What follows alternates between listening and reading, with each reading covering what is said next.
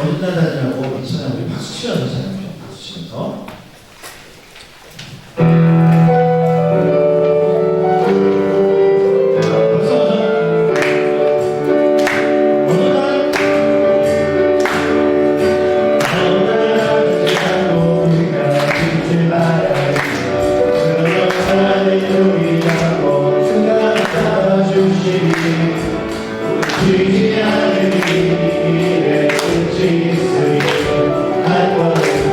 I'm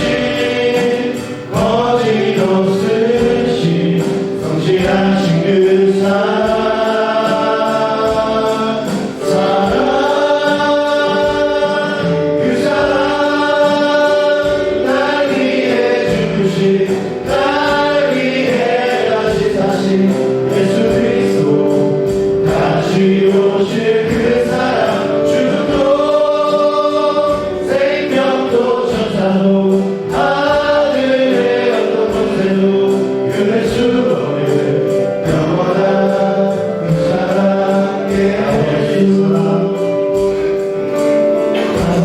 사랑 내가 노래해 아버지 은혜 내가 노래해 그 사랑 변함없으신 거짓없으신 성실하신 그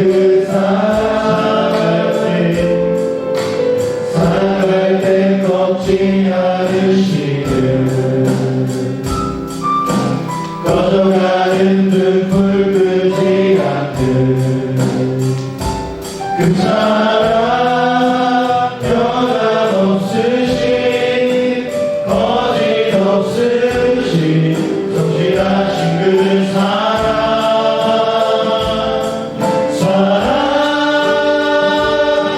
그 사랑 날 위해 주신 날 위해 다시 예수 그리스도 다시 오실 그 사랑 죽음도 생명도 천사도 하늘의 어떤 곳에도 끊을 수 없는 영원한 그 사랑의 그 사랑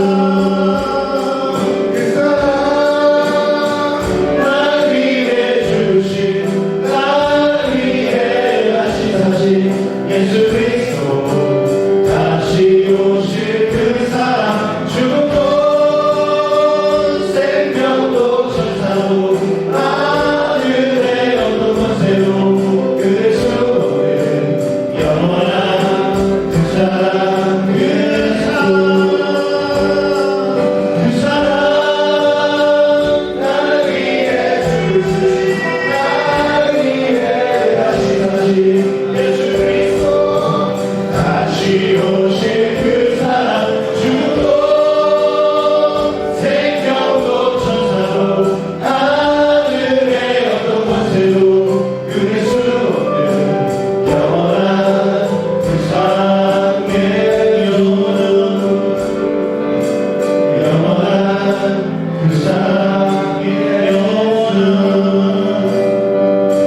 영원한 그 사랑의 예수 다 자리에서 일어나셔서 성도의 손을 걸으시나요?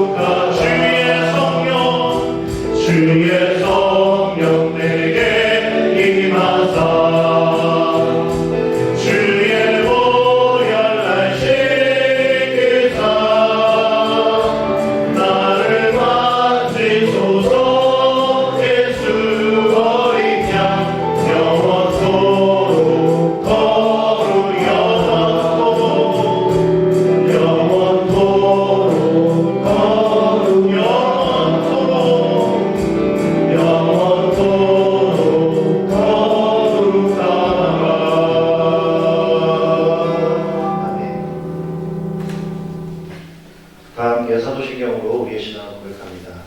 나는 전능하신 아버지 하나님 천지의 창조주를 믿습니다. 나는 그의 유일하신 아들 우리 주 예수 그리스도를 믿습니다.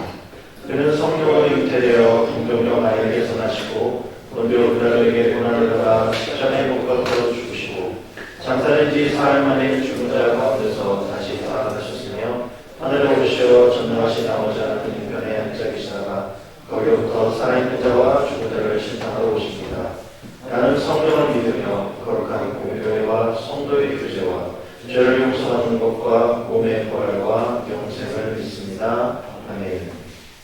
사랑의 하나님, 오늘도 우리가 주님 앞에 나와 예배합니다. 우리 예배를 받아주시고 우리 가운데 하나님의 은혜를 경험하는 시간 되게 하여 주십소서. 이 시간 이 자리가 우리의 힘과 노력으로 우리의 의지로 나온 것이 아니라 하나님께서 허락해 주신 은혜의 자리인 것을 기억하게 하여 주시고 우리를 부르시고 우리를 만나주신 하나님의 은혜 가운데 더욱더 깊은 감사를 드릴 수 있는 시간 되게 하여 주시옵소서. 우리가 이곳 가운데 주님을 경험하고 만난 그 경험을 가지고 우리의 생활의 터전 가운데 삶의 터전 가운데 우리에게 맡겨져 있는 자리 가운데 주님을 더욱더 경험하며 살아가길 소원하오니 우리의 힘으로 살아갈 수 없는 세상이기에 하나님의 도우심을 받으며 그 도우심의 손길을 느끼며 살아가는 시간을 될 수 있도록 그를 축복하여 주시옵소서. 주님의 함께 하심을 믿사오며 모든 말씀 예수 그리스도의 이름으로 간절히 기도드리옵나이다. 아멘. 가자리에 앉으시기 바랍니다.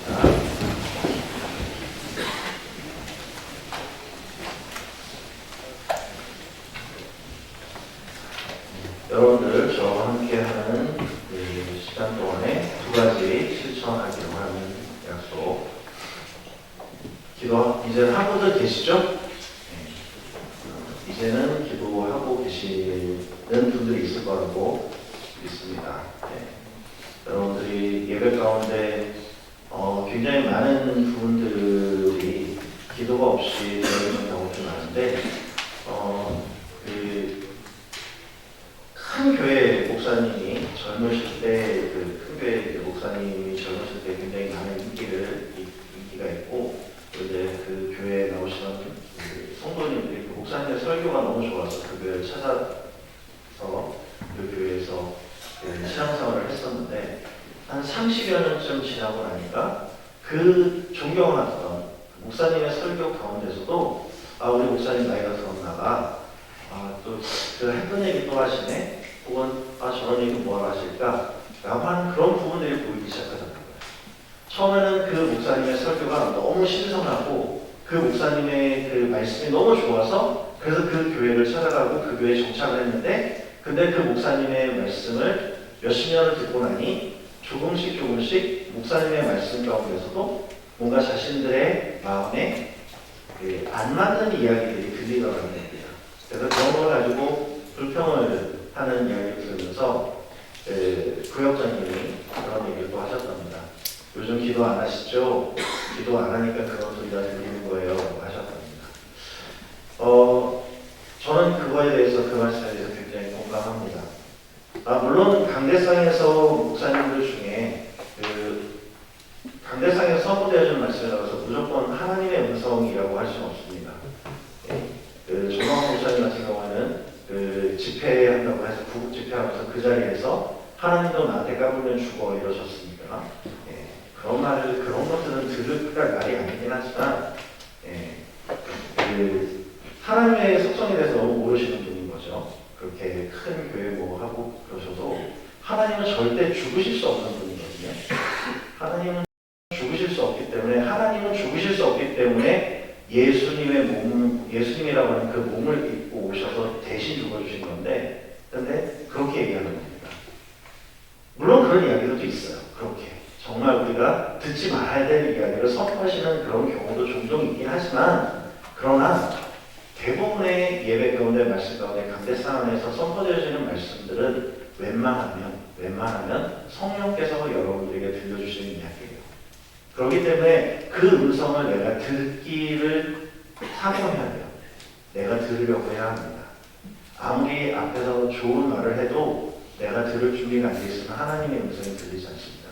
그런데 앞에서 아무리 개떡 같은 얘기를 해도 하나님께로 내 마음이 정해져 있으면 그 안에서도 깨닫게 되어져요.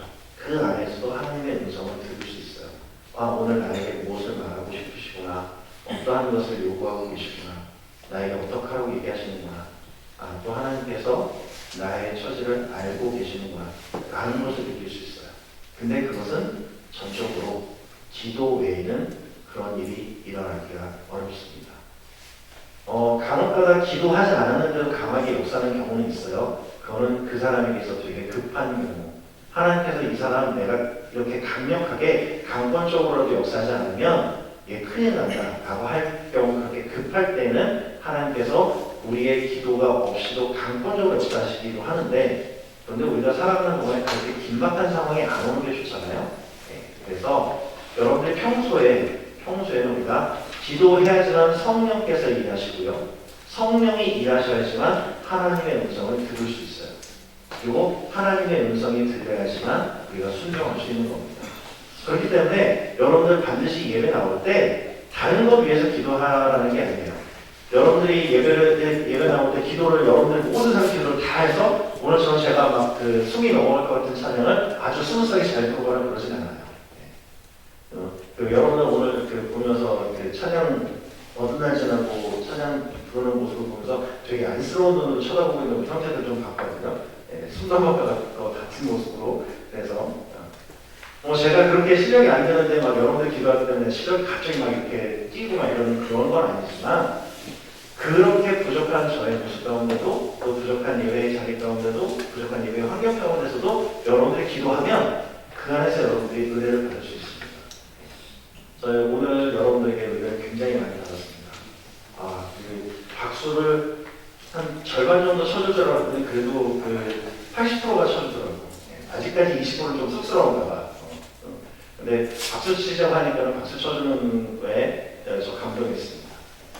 그런 작은 은혜들, 그런 것들 우리가 기도하면 경험하는 거예요. 그리고 그 안에 기쁨이 누려지고 우리가 같은 기쁨을 공유하기 때문에 서로가 더 친밀해질 수 있는 거예요.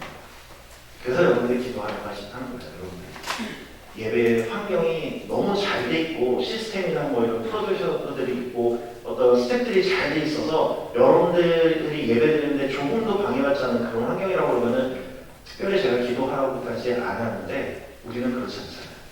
그렇기 때문에 여러분들의 기도가 정말 중요하고 정말 필요해요. 그래서 여러분들이 예배 가운데 다른 것들에게 회복받지 않고 꼭 기도하세요. 정말 꼭 기도해 주시고, 그래서 예배의 자리에 우리가 아무리 열악한 환경 그리고 부족한 모습 가운데서도 내가 나에게 주시는 하나님의 은혜는 놓치지 않을 수 있도록 기도하고 나오시기 바랍니다. 그리고 그와의 연장선으로 주님이라고 하는 단어를 생각하는 것을 하루를 시작하는 그 일상을 살아본 사람들은 이 말에 대해서 공감하는 분들이 많이 있습니다. 전출하신 소대장님도 연락이 오셔서 저한테 이제 안부 연락 오면서 저하고 함께하면서 주님을 생각하면서 하루 시작하는 그 일상들을 지금도 다른 곳에 가셔서도 계속 하고 있는데, 그 시간들이 본인에게 너무 귀하다고 그렇게 고백을 해주시더라고요. 근데 제가 했던 말을 실천하는 게 중요한, 그것 때문에 좀 감각보는 것이 아니라 그것을 경험했다는 것, 그것의 차이를 경험했다는 게 저는 굉장히 반갑습니다. 여러분들도 여러분 스스로 경험을 해보시고 차이가 어떤 차이가 있는지 경험해 보시기 바랍니다. 그래서 내가 해봤는데 별거 없어요 라고 하면은 그건 여러분들의 경험이니까 그것도 존중합니다. 그런데 에이 뭐 있겠어 라면서 그냥 추측하고 그렇게 묻어버리시는, 한 달한테 받은 자가 한 달한테 받은 종이 그 한 달한테 땅에 묻어두었던 것처럼 여러분들에게 주는 하나님의 어떤 은혜의 그 기회를 그렇게 묻어놓지 않는 그런 시간들을 가졌으면 좋겠어요. 그래서 여러분들이 여러분들의 삶 가운데, 여러분들이 앞으로 살아갈 삶 가운데 좋은 것 하나 정도 여러분들이 찾아가는 그런 시간이었으면 좋겠습니다. 그래서 여러분들 꼭 반드시 저 신앙상 관론 이 두 가지는 실천해 주세요. 예배 나올 때 내 마음이 다른 곳에 뺏기지 않게 해달라고 기도하는 것과, 그리고 하루를 시작할 때 주님이라고 하는 그 단어를 생각하는 것으로 하루를 시작하는 것. 그리고 이 두 가지만 여러분 계속 마음에 새기고 머릿속에 생각을 하고, 실천까지 안 가더라도 생각하고 내가 실천하지 않았구나라는 걸 깨닫는 것도 굉장히 중요하거든요. 거기서부터 시작할 수 있으니까 여러분들 반드시 머릿속에 생각을 좀 하고 있어주세요. 그래서 그 두 가지만큼은 저와 함께 해주시기 바랍니다. 우리는 예배가 주일 10시 30분에 예배가 이곳에서 드려집니다. 즉각대기일 경우에는 각 부대에서 예배를 드립니다. 여러분들 그때는 14시에 드리니까 14시에 예배를 드리게 되니까 여러분들께서 그 시간들을 잘 조율해 주시기 바랍니다. 그래서 현장 예배를 드릴 수 있는 이곳에 나와서 예배를 드릴 수 있을 때는 10시 반 이 시간에 예배를 드릴 수 있도록 근무 시간이라는 경우가 잘 조정을 좀 해주시고, 그리고 즉각대기인 날은 14시에 영내에서 드리니까 대대 영내에서 드리니까 그 14시에 예배를 드리는 거에 시간을 맞춰서 여러분들 협조도 좀 봐주시면서 여러분들의 예배의 자리를 여러분들이 잘 찾아나오시도록 그렇게 해주시기 바랍니다. 예배 시간이 자꾸 변동되어지는 거는 별로 유익한 일은 아니지만, 그렇지만 예배의 주일날 예배 자리에서 함께 얼굴을 보고 호흡하는 것이 더 중요하기 때문에 시간이 그렇게 유동적이어도 여러분들과 함께 얼굴을 마주하는 게 중요하기 때문에 그렇게 진행하고 있습니다. 그러니까 여러분들께서 그 시간을 잘 조율하셔서 그래서 함께 해주시기 바랍니다. 그리고 이번 주 중으로 각 포대 군종령들에게 본인 2024년도에 누락된 스티커, 누락된 체크 스티커 있는 거 각 포대 군종령들한테 꼭 얘기를 해주셔서 전달해 주셔서 제가 정리해서 다음 주에 군종령들을 통해서 배포할 수 있도록 24년도 내가 24년도에 예배를 드렸는데 그날 체크카드가 없습니다. 그리고 영상 예배 드렸는데 체크카드를 못 받았습니다. 이런 거 24년도 부족분들을 다 취합하셔서 본인들도 잘 취합해가지고 각 포대 군종령들한테 전달을 해주시고, 그리고 군종령들은 여기 오픈 채팅 방에다가 거기다 올려주시면 됩니다. 그리고 기존에 올리셨던 거, 그 전에 올렸던 거 다 무시하고, 이번 주, 오늘 주일 이후부터 올린 각 포대 군종령들이 다 취합해서 올려주시기 바랍니다. 그래서 그거 가지고 24년도 거는 이제 결산을 내도록 하겠습니다. 단순한 결산에서 24년도 스티커는 재발급을 안 하려고 합니다. 그 사이에 저 얘기 못 들었습니다 라고 하지 마시고 여러분들이 신청을 해서 해주시고, 그리고 각 포대 군종령 중에 우리 그 예배 참석하는 인원 중에 지금 휴가 중인 인원들 있잖아요. 그런 인원들한테도 좀 연락을 하셔가지고 좀 소홀주들이 연락하셔서 군종령들 좀 수고해 주셔서 24년도 거는 우리가 다 결산할 수 있도록 그렇게 해주시면 좋겠습니다. 이번 주 중에 사실 24년도 그렇고는 25년도 거는 다시 나중에 또다시 취합을 할 겁니다. 그러니까 24년도 누락분에 대해서 여러분들 신청을 해주시고 포대 군종분들이 오픈 채팅방에다가 요걸 올려주시기 바랍니다. 자, 오늘 함께할 우리 하나님의 말씀 요한계시록 4장 9절에서 11절입니다. 신약 403년 요한계시록 4장 9절에서 11절. 성경책 제일 마지막 책입니다. 성경에서 제일 마지막 책. 찬송가 앞쪽에 있죠. 네.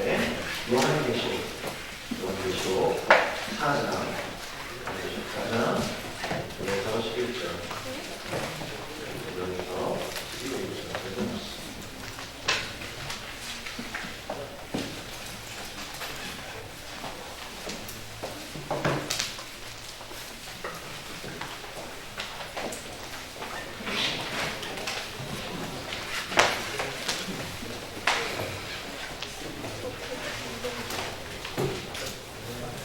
요한계시록 4장 그래서 11절까지 말씀.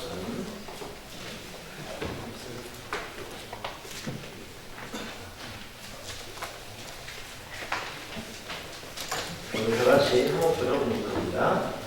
그 생물들이 모여야 하사 세세토록 살아계시는 이에게 영광과 존귀와 감사를 돌릴 때에 24장로들이 도저히 앉으신 이 앞에 서며 세세토록 살아계시는 이에게 경배하고 자기의 손을 보좌 앞에 들며 이르되 우리 주 하나님이여 영광과 존귀와 권능을 받으시는 것이 합당하오니 주께서 만물을 지으시니라 만물이 주의 뜻대로 있었고 또 지으심을 받았나이다 하더라.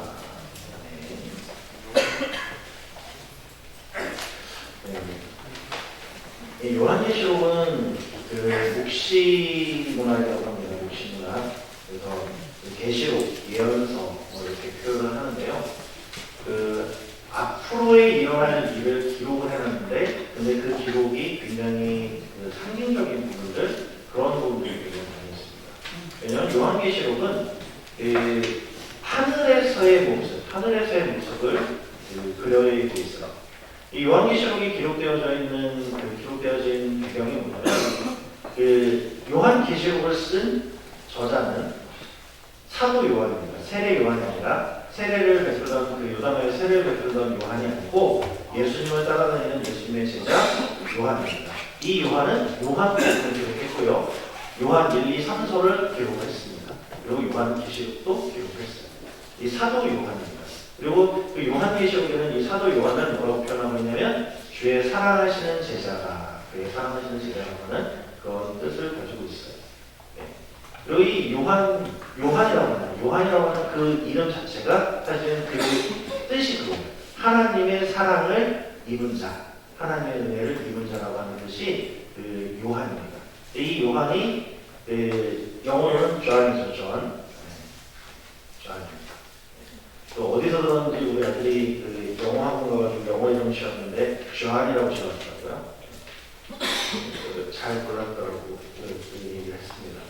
아무튼 이 요한이 히브리어의 여디디아라고 하는 그 말을 헬라어로, 이렇게 헬라어식으로 표현했을 때 요한이 됐습니다.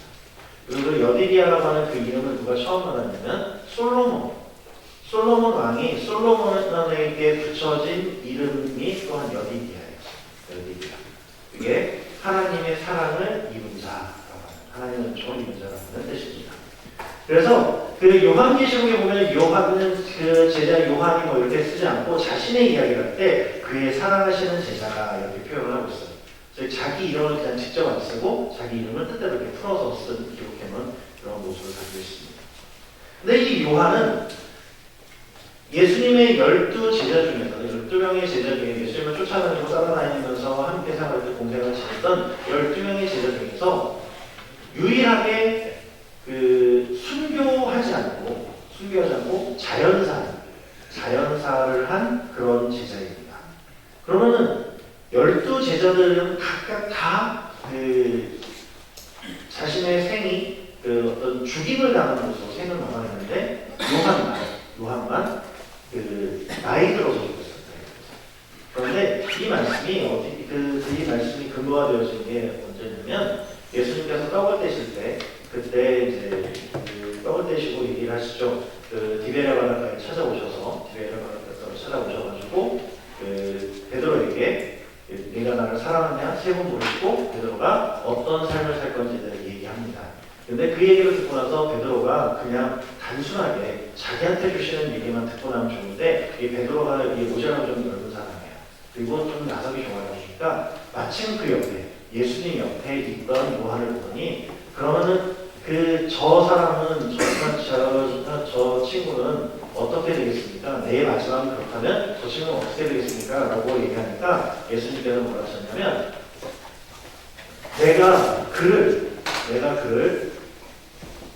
내가 오는 날까지 마지막까지 남겨둔다고 해도 너와 무슨 상관이냐?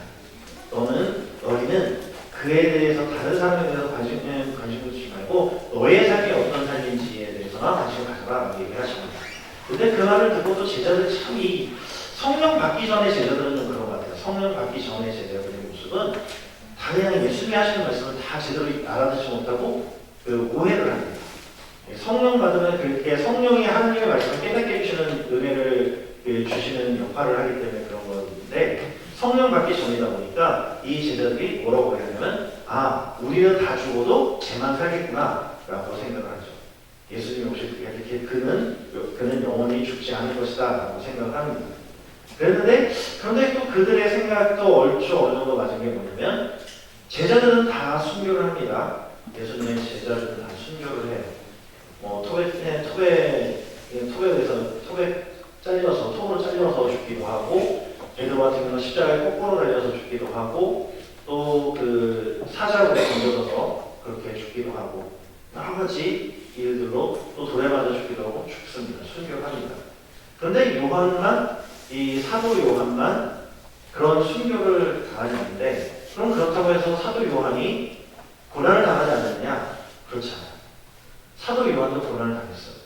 사도 요한이 이 계시록을 썼던 곳이 어디냐면 반모섬이라고 하는 곳입니다. 반모섬. 그래서 그 계시록에 보면 그날이 오면, 하나님 그날이 오면 이후로는 바다도 보이지 아니하고 이렇게 표현하고 있거든요. 저는 개인적으로 바다가 되게 좋은데 천국에 가면 바다가 없다고 하니까 좀 약간의 아쉬움이 있습니다. 제가 군대 가기 전에 바다를 너무 좋아해서 그 군대 가기 전에 그 서해, 동해, 남해를 다 세 군데 바다를 다 돌고 그리고 군대를 갔거든요. 근데 군대를 가면서 자대를 치러 어디로 가봤냐면 그 삼척에 있는 68사단에 자대를 치러 갔습니다. 아침에 구보할 때마다 바다 위로 떠오르는 땅을 보면서 구보를 했던 그런 경험이 있는데, 전 바다를 되게 좋아하는데, 근데 천국에 가면 바다가 없다는 것 때문에 되게 좀 아쉬움이 좀 있는데, 네, 아무래도 그게 기록되어진 이유가 뭐냐면 반모섬이라고 하는 곳에 갇혀 있었기 때문에 그런 것 같아요. 섬에 사방이 바다로 막혀서 벗어날 수 없는 곳, 갇혀 있는 곳, 그곳 가운데 있으면서 유배를 가져갔어요. 유배를 잡혀서 유배를 가죠. 거기서 낮에는 노동을 합니다. 노동을 하고, 그리고 밤에는 하나님 앞에 기도를 합니다. 그래서 그 성지순례 가다 보면은 그 반모섬에 가면 그 반모섬에 그 바위가 있는데 그 돌이 반들반들한 돌이 양쪽에 있고, 그 다음에 가운데 옹폭패인, 바위가 옹폭패인 게 있는데, 그게 요한이 그 돌을 붙잡고 머리를 이렇게 찌면서 그렇게 기도해가지고 바위가 파일 정도로, 그리고 돌이 물렁물렁한 손잡이가 될 정도로 그렇게 기도했다라고 하는 그런 그 성지순례 지역도 있습니다. 아무튼 이 반모섬이라고 하는 곳에 가서 유배를 하면서 계시록을 썼는데, 그리고 그곳에서 그가 죽음을 맞이했는데, 근데 그 반모섬에 가기 전에 그 요한이 당했던 고난이 또 뭐가 있냐면 잡혀가지고 끓는 기름에 집어던졌어요. 요한을 이제 그 순교시키려고 끓는 기름에 요한을 집어넣는데, 근데 요한이 안 죽은 거예요. 근데 그때 당시에는 어떤 벌을 그랬는데 그 벌을 형벌에서 살아남은 사람은 신이 지키고 있다고 생각을 합니다. 그때 당시 사람들은. 그래서 이거 기름이 들끓었나봐, 더 뜨겁게 데펴, 그리고 다시 집어넣어, 이렇게 한 게 아니라 끓는 기름을 집어넣는데 요한이 죽지 않으니까 이 사람 우리가 죽이면 안 되는 정도 생각해서 그 다음에 보낸 게 그 반모섬으로 유배를 보낸 거예요. 그래서 그 유배를 가서 계시록을 쓴 겁니다. 그리고 그 계시록을 기록을 하면서 그는 예수님이 말씀하셨던 그 말씀대로 된 거예요. 주님이 다시 오시는 것을 봤어요. 다시 오시는 그날에 어떤 일이 일어날지를 눈으로 그가 환상 가운데 보고 그것을 기록해 놓은 게 요한 계시록입니다. 그러니까 주님이 다시 오시는 모습을 요한은 보고 생을 마감했죠. 즉 주님이 다시 오실 때까지 그를 남겨두신다는 말도 그냥 던진 말이심에도 불구하고 주님이 하신 말씀에 대해서는 어떤 식으로든 이루기 위해서 그걸 보여주십니다. 그래서 사도 요한은 마지막까지 살아남아서 하나님이 오시는 날, 마지막 때, 주님이 다시 오시는 그날의 모습을 세세하게 기록을 해놨습니다. 근데 이 말씀이 너무 오래전에 기록되어져 있고, 그리고 너무 오래 뒤에 있는 그런 이야기이기 때문에 인간들이 경험할 수 없는 그것의 이야기이기 때문에 아직도 이 요한계시록은 쉽게 해석되어지지 않고 있는 부분들이 있어요. 그래서 목사님들도 그 요한계시록의 설교는 쉽게 하지 않습니다. 왜냐하면 잘못 해석하면 그러면은 이단으로 빠질 수도 있기 때문에, 그래서 굉장히 조심스럽게 접근되어지는 그런 말씀이긴 한데, 그러나 이 말씀이 요한계시록에 기록되어져 있는 그때는 언제냐? 예수님이 이 땅에 다시 오시는 때의 모습이라는 거예요. 예수님이 이 땅에 다시 오시는 때. 자, 우리는 지금 사순절의 기간을 지내고 있거든요. 사순절이라고 하는 기간은 예수님의 고난을 우리가 생각하고 묵상하는 기간이라고 말씀드렸어요. 예수님의 그 고난을 묵상하는 게 그냥 단순하게 예수님이 2000년 전에 팔레스타인에서 이런 일을 당하셨구나 라고 하는 것을 생각하는 것을 묵상이라고 하지 않습니다. 단순히 그것만 생각한다고 하면 우리는 사순절이라는 기간을 지낼 이유가 사실은 없어요. 근데 우리가 정말 이 사순절 기간에 해야 될 게 뭐냐면 그 죽으심이 가지고 있는 의미를 기억해야 됩니다. 왜 죽으셨나? 예수님이 그런 고난을 왜 당하셨지? 라고 하는 것을 묵상해야 됩니다. 근데 왜 그런 고난을 당하셨냐면 어떤 종류의 고난을 당하셨냐가 아니라 왜 당하셨냐를 묵상해야 되는데 왜 그런 고난을 당하셨냐면 우리를 위해서 우리 대신 내 죄의 값을 대신 치러주기 위해서 그래서 그런 고난을 당하셨어요. 그러면 그렇게 예수님께서 그런 당하신 그 고난, 그 죽으심은 나를 위한 것이다. 나를 위한 것. 근데 그 나를 위한 게 그냥 단순하게 여러 사람들 중에 한 사람인 나가 아니라 바로 나만을 위한 고난이라는 것을 기억해야 돼요. 그리고 그것을 깊이 묵상해야지만 그리고 그것이 나에게 완전히 통감되어져야지만 그래야지만 예수님의 그 십자가의 크기가 십자가의 무게가 어떤지 십자가로 치는 값이 얼마나 큰지를 내가 알아야지 제대로 된 감사를 드릴 수 있어요.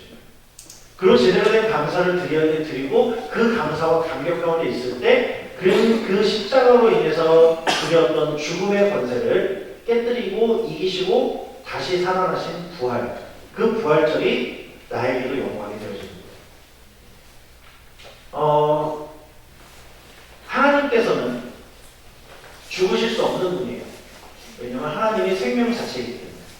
하나님은 죽으실 수 없는 분인데 그런데 하나님이 세상을 만드시면서 사람을 만들어 오시고 한 가지 약속만 하셨어요. 선과 악을 알게 하는 나무의 실과는 따먹지 마라.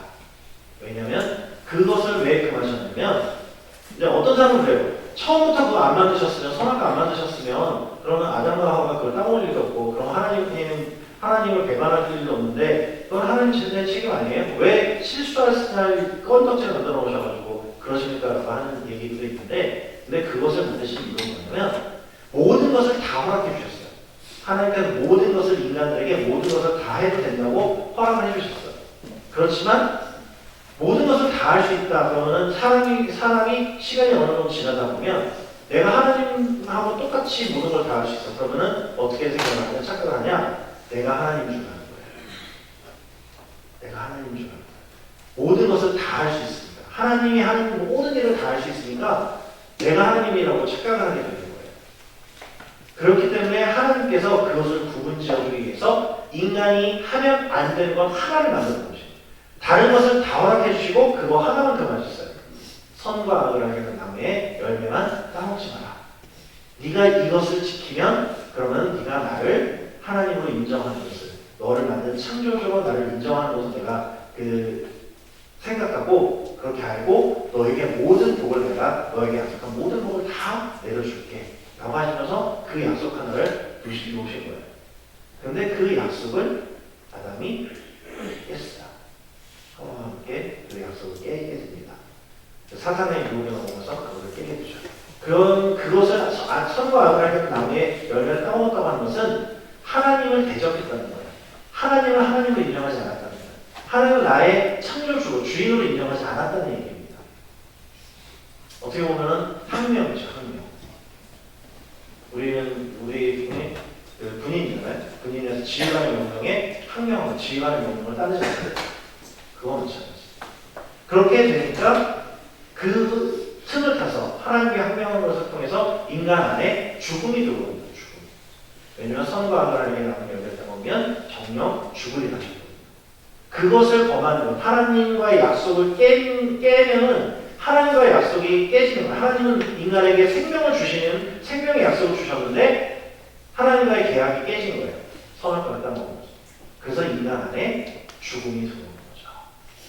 그래서 죽음이 들어오고 그 죽음은 인간이 영원히 벗어날 수 없는 권세로 우리 인간들에게 작용하게 됩니다. 그래서 인간의 안에 있는 이 죄의 문제, 죄의 값은 목숨이 죄를 탕감할 수 있는 유일한 값이에요. 목숨을 내놓지 않고서는 그 빚을 탕감받을 수가 없어요. 그런데 인간이 죽는 것으로 그렇게 죽음 앞에 끝나고 나면 그 이유가 보장되어지지 않는 거죠. 그 이유가, 죽음 이유가 보장되어지지 않는 거예요. 그래서 하나님께서 인간을 너무나도 사랑하셔서 그들을 회복하기 위해서 죄의 값인 죽음을 대신 죽어주시려고 작정을 하셨는데 근데 하나님이 하실 수 없는 게 뭐라고요? 죽으실 수 없어요. 죽으실 수 없어요. 왜냐면 하나님이 죽는 순간 온 우주는 멈춰요. 왜냐면 하나님의 통치 안에 우주가 돌아가고 있거든요. 즉, 이 온 우주를 통치하는 그 통치자이신 하나님이 안 계신다. 죽음이라고 하는 건 없는 거잖아요. 부재잖아요. 없으면 온 우주가 돌아갈 수가 없는 거예요. 즉, 하나님이 죽으시면 우리 인간이 하나님이 죽으시는 것을 통해서 우리 인간들이 구원받고 죄값을 대신 치러주는 그게 안 되는 거예요. 왜냐면 세상이 완전히 없어지는 겁니다. 그래서 하나님은 죽으실 수가 없어요. 생명 자체이기 때문에. 그래서 그 하나님이 죽을 수 있는 유한한 인간의 몸을 입고 오신 게 예수님이에요. 그리고 그 예수님이 이 땅에 오셔서 그래서 우리들의 죄를 대신해서 죽어주신 거예요. 그러니까 예수 그리스도라고 하는 2000년 전에 팔레스타인에 살던 33살 청년이 죽은 것만 가지고서는 그것만 가지고는 우리가 구원을 받고 영원한 생명을 얻고 부활의 신의 영광을 얻고 이런 건 없어요. 그냥 한 사람의 죽음이었던 한 청년의 어떤 의로운 청년의 죽음이었다고 한다면 그것은 우리에게 효과가 전혀 없어요. 예수님의 죽음이 우리에게 효과가 있는 이유는 뭐냐면 그 예수님이 하나님 자체이기 때문이에요. 하나님의 본체이기 때문에. 네, 하나님이신데 하나님의 모습대로 오지 않고 인간의 모습을 입고 오신 이유는 죽어주시기 위해서, 죄의 값을 대신 치러주기 위해서. 그래서 죽어주시기 위해서 이 땅에 오셔서 돌아가셨는데, 근데 이 예수님은 흠도 없으셨어요. 흠도. 죄는 물론하고 이 십자가를 지시고 돌아가셔야 될 만큼 죽음을 당해야 될 만큼 흠조차 없는 그런 분이셨어요. 그러다 보니까 사탄에게 물어야 되는 죄의 값이 있잖아요. 죄에 대한 값을 치르고도 남는 거죠. 죄의 값을 치르고도 남는 거예요. 예수님의 죽으심은 죽음이라고 하는 것을 죄의 문제를 해결해서 그냥 죽음이라고 하는 것을 퉁쳐지는 또이또이가 되어지는 그런 게 아니라 죽음의 권세를 완전히 무너뜨릴 만큼 강력한 그런 값을 치르게 된 거예요. 왜냐하면 하나님이 죽어주신 겁니다. 하나님 자신이 죽어주신 거기 때문에 그렇기 때문에 그 값이 너무나도 큰 거죠. 그래서 더 이상 그 예수님을 사단의 음부에 가둬주지 못하는 거예요. 사단이 죽음이라고 하는 그 권세로 예수님을 잡아둘 수가 없는 거예요. 그래서 그 죽음의 권세가 지옥의 문이 깨지고 지옥의 문이 부서지고 무너지고 그 죽음 안에서 다시 살아나셔서 생명을 얻으신 거예요. 그리고는 하나님 보좌우편에 앉아 계신 겁니다. 그런데 이 하나님 보좌우편에 예수님이 계시다고 하는 것은 어떤 의미냐면 죽음이 더 이상 인간을 지배하지 못한다는 것을 의미해요. 인간의 육신의 생명은 끊어집니다. 인간의 육신의 생명은 끊어져요. 120년, 앞으로 여러분들 세는 120년을 살긴 합니다. 저는 한 100세까지 살 거예요. 왜냐면 그 수명을 보면 그 정도 됩니다. 저희 할아버지가 80을 사셨고 저희 아버지는 90을 바라보고 계신데 저는 저희 아버지보다 한 10년 더 살지 않겠습니까? 그럼 저는 100세 살 거고 그럼 여러분들은 120세 살겠죠? 예. 그렇지만 그 120이라고 하는 120년이라고 하는 세월이 지나면은 그때는 여러분들은 이 인간의 육신의 삶은 끝납니다. 그런데 거기서 끝이 아닌 거예요. 거기서 끝이 아닙니다. 인간이 죽음으로 모든 것이 끝나버리고 모든 것이 마감되어지는 것이 아니라 죽음 이후에 하나님과 함께하는 천국에 하나님 나라의 삶이 있다는 거예요. 하나님 나라의 삶. 그리고 더 이상 죽음 가운데 머물러 있지 않는 거예요. 죽음의 협박과 위협 가운데 머물러 있지 않는 거예요. 우리는 천국과 지옥 하면 천국은 되게 많이 좋고 황금 끼리고 이렇게 그리고 지옥은 어둡고 불이 불타는 그런 불구덩이고 이런 식으로 생각을 하는데 물론 지옥에는 불탄 유황불이 타고 있긴 합니다. 유황불 곳이 있긴 해요. 근데 단순하게 천국은 그냥 모든 게 다 있고 꽃밭이고 화사하고 이런 그런 걸 생각하는데 단순히 그런 의미가 아니에요. 천국을 그릴 때 그리는 모습 중에 하나가 천국의 길은 황금으로 이렇게 우리는 이 도로는 아스팔트 콘크리트나 아스팔트로 깔잖아요. 천국 길은 금으로 깔아놓는데 금으로 깔아놓으면 야, 그 귀한 금을 도로 포장한 금으로 한다? 야, 대단하다고 생각하는데 사실 대단한 게 아닌 거예요. 사람들이 금이 다 좋은 것 같아요. 금을 다 싸들고서는 갔는데 보니까 천국에 가니까 금이 쓸모가 없는 거야. 이게 먹을 수도 없고 그리고 물러 터져가지고 뭘 만들어 놓기도 그렇고 무겁기만 하고 그냥 쓸모가 없으니까 어디에 쓸 데도 없고 둘 데도 없고 그러니까 가지고 있기 귀찮으니까 사람들이 길에다 다 버려버린 거예요. 그래서 길이 그냥 금으로 포장한 것처럼 이렇게 보이는 거야. 금이 쓸모가 없는 거야, 쓸모가. 그렇게 영광스러운 곳인데 그런 어떤 외형적인 모습의 차이 가지고 외형적인 모습 천국이 좋다 이런 게 아니에요. 천국과 지옥의 차이는 뭐냐면 지옥은 우리가 지옥을 가게 되잖아요. 예수님을 안 믿고 지옥 가는 영혼들은 어떻게 되냐면 예수님을 믿지 않고 예수님을 믿지 않는다는 건 예수님의 십자가의 공로, 예수님께서 우리의 죄값을 대신 치러줬다는 것을 인정하지 않는 거거든요. 그렇기 때문에 나는 죄의 값을 내가 치러야 된다고 생각하고 죄값을 치르려고 지옥, 사단에게로 마귀에게로 가서 거기서 죄값을 치러야 되니까 노예로 살아가는 거예요. 노예로. 죄값을 치르게 노예로 살아가는 것이 지옥이에요. 사단의 노예로 살아가는 것, 마귀의 노예로 살아가는 것이 지옥이고 내 죄값은 이미 예수님에 의해서 다 치러졌다. 난 더 이상 갚을 게 없어. 갚을 빚이 없어. 라고 믿고 예수님의 그 은혜를 내가 인정한 사람은 하나님이 다스리시는 하나님의 자녀의 삶을 살아가는 거예요. 마귀의 노예로 살아가느냐 하나님의 자녀로 살아가느냐의 차이예요.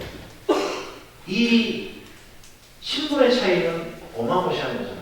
노예와 자녀의 차이는 엄청나요. 그것도 마귀의 노예냐 하나님의 자녀냐.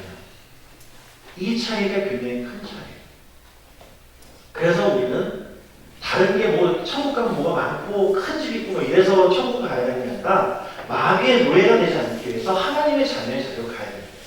세상에 중간은 없습니다. 중간은 없어요. 마귀의 자녀가 아니면 하나님의 자녀가 아니면 마귀의 노예예요. 마귀의 노예가 아니면 하나님의 자녀이고 두 가지가 없어요. 그래서 예수님을 통해서 우리가 하나님의 자녀의 자리로 가는 겁니다. 하나님의 자녀의 자리로. 예수님의 십자가가 그것을 통해서 내 죄를 예수님이 내 죄를 다 씻어주셨습니다. 내 죄값을 다 치러주셨습니다라고 인정할 때 예수님이 하신 그 공로를 인정할 때 비로소 우리는 하나님의 자녀로 갈 수 있어요. 그리고 하나님의 자녀로 가면 그곳에서 천국에서 만나는 일들이 있는데 그 만나는 일들 중에 오늘 본문에 나오는 장로들 24장로가 나오잖아요. 이 24장로는 상징적인 그 숫자입니다. 상징적인 숫자. 이스라엘 12지파와 예수님의 12사도 이들을 합친 그런 숫자의 24라고 하는 것은 하나님의 택함을 받은 사람, 하나님의 택함을 받은 사람들의 어떤 상징적인 그런 의미를 가지고 있어요. 즉 24장로라고 하는 그 사람들은 여기에 들어가 있는 24장로는 하나님의 택함을 받은 자, 하나님의 은혜를 받고 예수님의 그 공로로 죄사함을 받은 사람들을 상징합니다. 그들을 대표해요. 즉 하나님 앞에 갔을 때 구원받은 자들의 위치가 하나님 앞에서 하나님을 찬양하며 하나님과 함께하는 그 자리에 있다는 거예요. 그런데 그 자리에 있으면서 이들이 어떻게 하냐면 보좌에 앉으신 이 앞에 엎드려 세세토록 살아계신 이에게 경배하고 자기의 관을 보좌 앞에 드리며 이르되 자기의 관을 여기서 말하는 것은 면류관입니다. 왕관이에요. 왕관 같은 거. 쉽게 얘기하면 왕관입니다. 머리에 씌워주는 자신의 신분을 나타내는 머리에 씌워주는 그런 왕관 같은 것을 얘기합니다. 그 관을 보좌 앞에 드렸다라고 되어 있어요. 자, 예수님을 믿게 되면 우리는 그 천국 가냐 지옥 가냐에 대한 그 심판은 없습니다. 이게 첫 번째 심판인데 그 첫 번째 심판이 없어져요. 예수님을 믿는 순간. 왜? 예수님을 믿는다고 하는 것은 예수님의 십자가의 그 공로가 나를 위한 거라는 것을 인정하고 그리고 그 십자가의 공로에 내가 감사를 드립니다. 내가 거기에 순종하겠습니다라고 고백했기 때문에 그 순간 예수님의 십자가의 그 공로를 내가 인정하고 그 앞에 나오는 순간 그리고 예수님을 나의 구주로 영접하는 순간 나는 하나님의 자녀가 되는 거예요. 그래서 내 영혼은 어떻게 되냐면 육신의 죽음이 끝내 육신의 죽음이 와도 그 죽음은 끝이 아니고 죽음 이후에 마귀의 노예가 아니라 하나님의 자녀의 자리로 가는 거예요. 근데 이 자리는 하나님의 자리로 가는데 하나님의 자리로 가도 여러분은 현역 입대했잖아요. 현역 입대했는데도 현역들 중에서도 특급 전사가 있잖아요. 특급 전사. 예. 좀 더 뛰어난 체력을 가지고 있는 그런 용사들, 또 그런 분류가 조금 되지 않습니까? 또 자녀 입대에서도 시간에 따라서 계급 차이들이 있죠. 약간의 차이가 있는 것처럼 천국에 가도 하나님의 자녀의 자녀 천국에 가도 그 천국에서도 자신에 맞는 상이 있어요. 자신이 행한 것에 대한 상급이 있어요.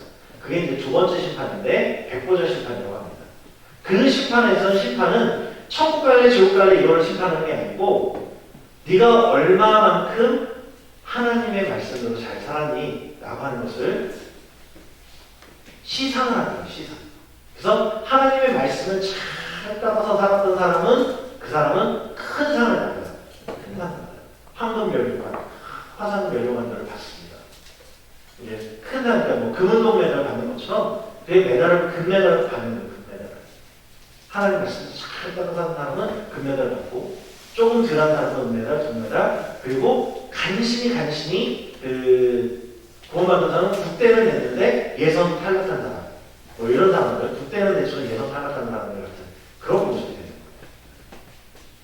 그런데 그 모습들 가운데서, 그렇게 들려주는 그런 모습들 가운데서 사람들이 상을 받고 보니까 가만히 생각해 보니까 자신이 열심을 내고 자신이 노력해서 받은 게 아니에요. 그 상을 받을 때 하나님께서 심판을 하실 때, 그 시상을 하실 때 시상의 목록의 기준은 뭐냐면 하나님 뜻대로 얼만큼 살았느냐가 기준이에요. 네가 사람을 전도를 몇 명을 했고, 뭐 부제를 얼마나 했고, 착한 일을 얼마나 했고, 욕을 얼마나 안 했고, 뭐 이런 걸 갖고서 따지는 게 아니야. 하나님 말씀대로 얼마만큼 살았냐. 하나님의 음성이라고 하나님께서 주시는 명령이라고 느꼈을 때, 그것을 깨달았을 때 그것을 얼마만큼 실천했느냐가 천국 가서 받게 되어지는 상급의 크기예요. 그래서 하나님 말씀대로 많은 삶을 살았던, 전도를 많이 해서가 아니에요. 물론 하나님의 말씀대로 잘 살다 보면 전도가 많이 되기는 해요. 그건 전도가 많이 되어지는 하나의 현상일 뿐인 거지, 그 사람이 전도를 많이 했기 때문에 전도를 많이 해서 이 사람이 천국에서 상급이 크고 그런 건 아니에요. 아무런 것도 세상 가운데서는, 교회 가운데서는 아무런 성과물이 없어도 하나님 보시기에 이 사람이 하나님의 말씀대로 살았다, 하나님의 뜻대로 살았다라고 인정되어진 사람에게는 큰 상을 주세요. 큰 상을 주세요. 그런데 하나님의 말씀대로 산 게 조금인 사람, 예를 들면은 죽기 직전에 숨고 딱 넘어갈 때 그제서야 세상에서 살아보고 다 살아보고 즐거우고 다 즐겨보고 자기 마음대로 다 해보고 난 다음에 죽기 직전에, 간신히 죽기 직전에 누가 와서 불쌍하니까 그래도 지금이라도 예수님 믿고 그리고서는 천국 가라고, 지옥 가지 말라고 그렇게 얘기를 하고 간곡하게 부탁해서 그제서야 아멘하고 세례받은 사람, 예수님을 구주로 영접하겠습니까 했을 때 아멘해서 영접한 사람, 또 예수님이 돌아가실 때, 십자가에 돌아가실 때 한쪽 편의 강도처럼, 한쪽 편의 강도는 예수님을 조롱하고 그렇게 비방했지만 다른 한편의 강도는 당신의 나라가 임하실 때 나를 기억하여 주시옵소서라고 하면서 마지막 숨이 끊어지는 그 순간에 주님을 구주로 영접을 했잖아요. 그렇게 구원받은 사람, 그 사람도 그 십자가를 위해서 죽어감에도 불구하고 그 사람은 구원받은 거예요. 예수님을 구세주로 인정했기 때문에. 그 사람은 이제 천국을 갑니다. 근데 문제는 천국에 갔는데 예수님을 믿고 난 다음에 삶 가운데 하나님의 뜻대로 살았던 시간이 없잖아. 예수님의 뜻을, 예수님의 영광을 나타내면서 살았던 시간이 없잖아요. 그러니까 받을 수 있는 상이 없는 거예요. 그것을 우리는 부끄러운 구원이라고 얘기합니다. 구원을 받아 하나님의 자녀로 천국에 갑니다. 근데 상급이 없는 거예요. 상 받을 만한 상이 없는 거예요. 왜냐하면 상 받을 짓을 한 게 없으니까. 그래서 그 상을 받았는데 이 24장로로 표현되어진 이 사람들은 그 중에서 정말 말씀대로 살았던 사람들, 그리고 순교한 사람, 말씀을 지키기 위해 복음을 전하기 위해서 순교했던 그런 사람들의 자리겠죠. 하나님의 말씀대로, 하나님의 뜻대로 정말 그렇게 온전하게 살았던 그 사람들이, 그 사람들이 가장 큰 상을 받는데 큰 상을 받았던 그 사람들이 자신이 받은 상 가만히 돌이켜보니 자신이 잘해서 받은 일이 하나도 없어. 자기가 상을 받았다고 해서 그때 그 목록이 있을 거 아니에요? 넌 언제 뭐 했고 그러니까 내가 이런 상을 줄게 라고 해서 쭉 있잖아요. 근데 가만히 보니까 이게 내가 잘해서 그런 게 아닌데? 라고 생각하게 되는 거죠. 그 운동선수들이 올림픽에 나가는 그 운동선수들이 기록을 세우고 나면은 누구한테 제일 먼저 달려갑니까? 코치한테 달려가죠. 코치 감독들 막 달려가잖아요. 그런 모습들. 그게 왜 그래요? 분명히 그 경기에서 자기가 경기를 잘해가지고 그래가지고 그 메달을 땄지만 기록을 냈지만 그런데 그 기록을 낼 수 있게끔 훈련을 누가 시켜줬어요? 코치가 시켜줍니다. 그리고 그 코치와 함께 지냈던 그 시간들이 자신을 그 자리에 만들어 있게 해주는 것 때문에 그 코치와 그 기쁨과 감격을 함께 나누는 것처럼 그런 것처럼 내가 상을 받았는데 가만 보니까 이게 내가 받을 만한 내 노력으로 내 힘으로 받을 수 있는 상이 아닌 거예요. 그러니까 어떻게 하느냐? 이 영광을 누구에게? 예수님께 돌리는 거예요. 다시 보좌 앞에 자신들이 받은 그 면류관을 내어드립니다. 이거는 이 영광을 주님께 돌립니다. 이건 제가 저만 저의 힘으로 받은 게 아니에요. 예수님이 아니라면 저는 제가 이런 걸 할 수 없었습니다. 이거는 다 공로가 예수님의 공로이지 제 공로가 아니에요. 제가 한 게 아니에요. 예수님이 하신 일입니다. 라고 해서 주님께 그 영광을 돌려드립니다.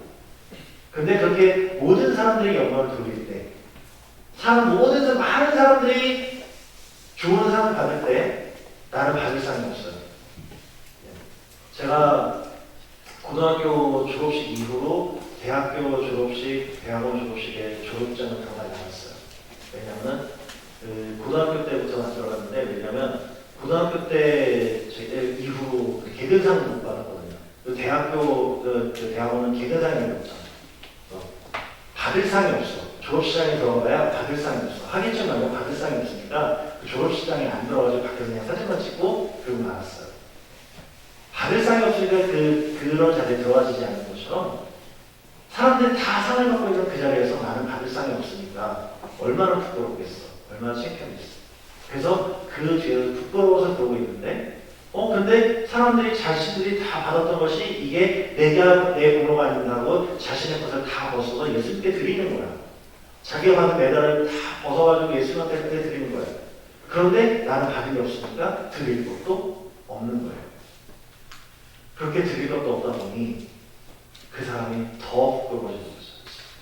그래서 성경에 기록되어져 있는 말씀 중에 바깥 어두운 데서 슬피 울며 이를 갈미 있으리라고 하는 그렇게 표현되어지는 부분이 있는데 그 표현되어지는 부분은 지옥에 가 있다라는 얘기가 아니에요. 하나님의 천국에 가 있는데 그 시선을 받을 때 시선 받지 못한 것까지는 그래도 견딜만 했는데 하나님께 그 영광을 돌릴 때 예수님께 영광을 돌릴 때 드리지 못하는 것 때문에 부끄러워서 사람들의 눈을 피해서 한적한 곳에 가 있는 거예요. 외진 곳에 가는 거예요. 그리고 그곳에서 슬피 울면서 일을 가는데 일을 가면서 하는 게 뭐냐면 나한테는 그 요만한 쪼가리도 하나 안 주냐 어떻게 참 그럴 수 있나 고추 쪼가리라도 하나 줄 수 있는 거지 뭐 어떻게 지들끼리는 다 치나 다 받아먹고 나는 그냥 아무것도 안 주냐 라고 하면서 원망하는 게 아니에요. 그러니까 이럴 줄 알았습니다. 이럴 줄 알았으면 그때 처음 복음이 전했을 때 처음 예수님이라고 봤던 그 상황을 듣고 그때부터 예수를 믿을 거야. 내가 이럴 줄 알았더라면 하나님의 말씀대로 더 많이 살아볼 거예요. 하나님의 뜻으로 깨달아졌을 때 그때 내 욕심대로 내 마음대로 살지 말고 하나님 뜻대로 살 것을 내가 왜 그렇게 살았을까? 내가 왜 이렇게 어렸을 때 살았을까? 하면서 자신의 지난날의 삶을 후회하는 거예요. 그래서 자신의 삶을 한탄을 후회하면서 눈물을 흘리면서 일을 하는 거예요. 그게 천국에서의 삶의 모습이에요. 천국에서. 그런 면에서 보면 여러분들은 아직 기회가 좀 많은 것 같지 않으세요? 앞으로 여러분 100년 살아갈 건데 앞으로 100년 동안 하나님의 말씀대로 살아가려면 여러분은 이 24장과 같은 자리에 있지 않을까요? 저는 좀 개털모자 정도 받으려나? 그런 것 같지만은 여러분들은 황금 면류관을 받을 수 있는 그런 위치에 있지 않겠습니까? 지금부터 100년을 그렇게 하나님의 말씀을 살아간다면, 지금 이곳에서의 삶이 끝이라고 한다면, 지금 여기에서의 이 세상 가운데 삶이 끝이라고 하면 우리는 그냥 지옥 같은 삶을 살아가는 거잖아요. 고통의 삶을 살아가는 거잖아요. 근데 여기서 그렇게 살아갔는데 천국에 가서도 하나님의 자녀의 자리에는 들어갔는데 그곳에 가서도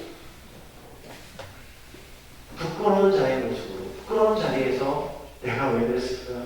그때 내가 왜 그 일을 안 했을까? 후회하면서 사는 삶을 살면 우리의 삶이 너무나도 불쌍하지 않겠습니까? 그러니 지금부터라도 여러분들은 하나님의 뜻을 분별하면서 살아가는 거예요.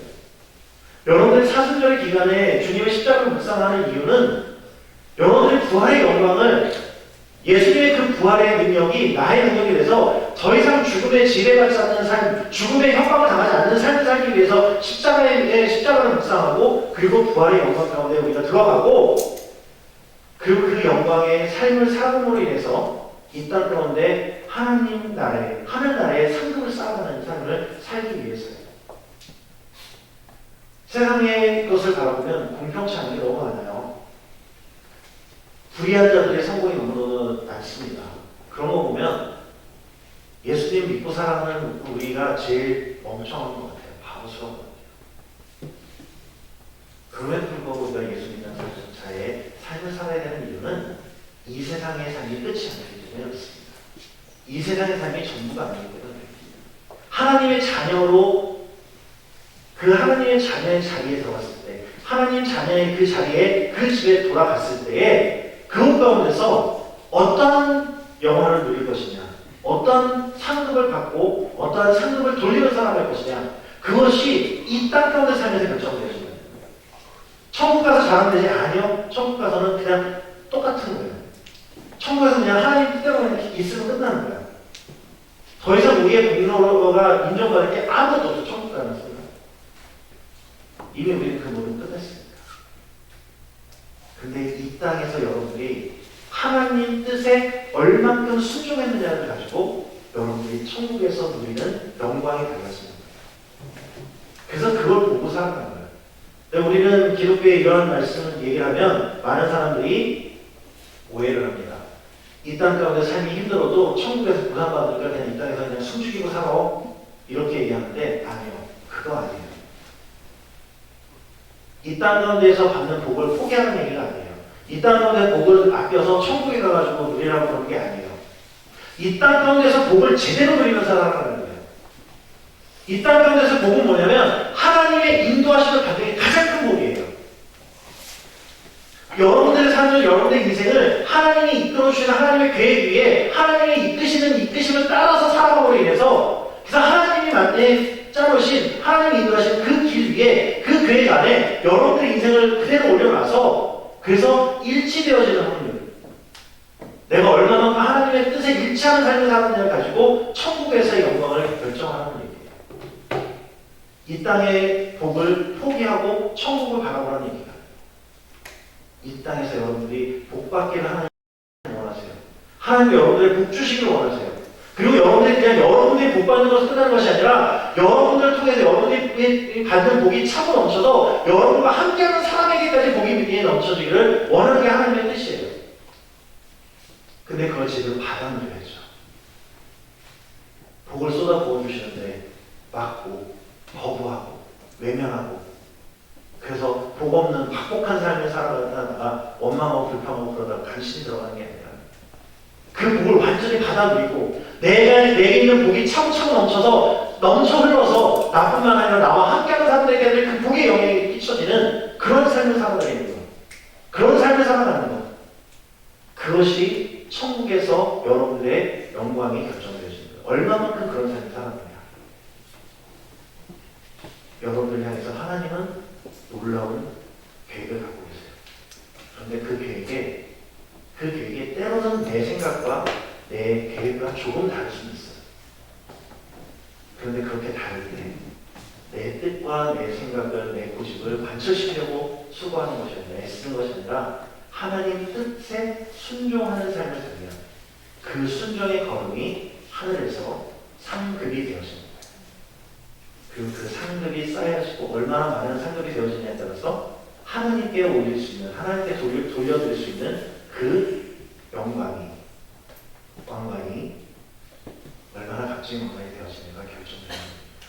그리고 큰 것을 받는다는 받을 때도 영광이고 큰 것을 돌려줄 때도 영광이잖아요. 저는 여러분들이 이 24장로의 자리에 여러분들도 있기를 간절히 축원합니다. 그 여러분들은 분명히 있을 수 있습니다. 왜냐하면 아직 젊으니까, 아직 기회가 많으니까, 시간이 더 있습니다. 저보다는 더 많은 상급을 쌓을 수 있잖아요. 그러기에 이제라도, 지금부터라도 여러분의 하늘의 상급을 쌓기 위해서 하나님이 여러분들에게 주시는 그 복, 하나님이 여러분들 고생하라고 안 하세요. 여러분들이 복을 누리며 살길 원하세요. 그런데 그 복이 하나님의 복이라는 것을 기억하시고 그 복에 순종하는 삶을 살아서 이 땅 가운데서 복을 누리고 또한 천국에서도 큰 상급을 받는 그런 여러분들 되기를 간절히 축원합니다. 기도하겠습니다. 땅 가운데 충만하신 하나님, 오늘도 주님의 뜻 안에서 하루를 살기를 축원합니다. 하나님께서 우리에게 깨닫게 해주시는 은혜를 우리가 만나길 소원합니다. 우리 향하신 하나님의 계획은 복된 삶인 것을 우리가 기억하게 해주시고 우리를 통해서 하나님의 영광이 자기로 우리를 인도하신다는 사실을 기억하여서 우리가 하나님께 순종하는 삶을 통해서 하나님의 나라를, 하나님의 영광의 자리를 우리가 경험할 수 있는 시간을 될 수 있도록 우리 축복하여 주시옵소서. 이 땅 가운데 삶을 바라보며 우리의 연약함과 부족함을 가지고 원망하며 살아가는 것이 아니라 오직 하나님이 채워주시는, 하나님이 베풀어주시는 은혜 가운데 더욱더 깊은 감사와 감격을 돌리게 하여 주시고 그것을 통해서 하나님께 영광을 돌릴 수 있는 자들 되게 하여 주셔서 우리가 이 땅 가운데서 하나님의 상급을, 하늘의 상급을 쌓아가는 삶을 살아갈 수 있도록 축복하여 주시옵소서. 지금은 우리 구주 예수 그리스도의 대속하여 주시는 은혜와 하나님 아버지의 끝없는 사랑과 성령님의 감화감동 교통하여 주시는 역사가 이 시간 주님의 나라의 영광을 소망하며 이 땅 가운데 주님의 인도하심을 따라 살기를 소원하는 주님의 자녀들 머리 위에 또한 그들의 가정 위에 또한 그들이 지키는 나라와 이 부대 위에 지금부터 영원토록 함께 없시기를 간절히 축원하옵나이다. 아멘.